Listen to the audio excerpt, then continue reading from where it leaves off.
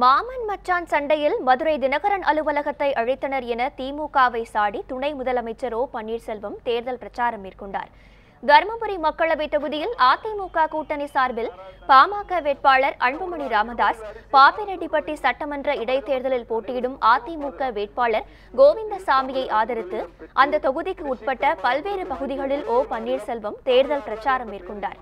தருமபுரி அருகே ஒடசல்பட்டி கூட்ரோட்டில் பேசிய ஓ பன்னீர்செல்வம், அதிமுக கூட்டணி வெற்றி கூட்டணி எனவும் திமுக கூட்டணி வெற்று கூட்டணி எனவும் குறிப்பிட்டார்.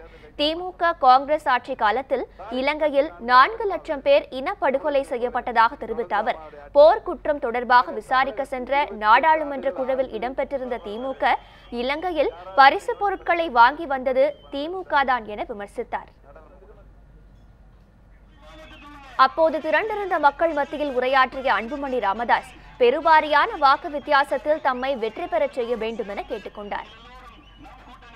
என்னை பொறுத்தவரை தருமபுரி மாவட்டத்தின் வரலாற்றிலே மிகப்பெரிய திட்டத்தை அறிவித்தார்கள்.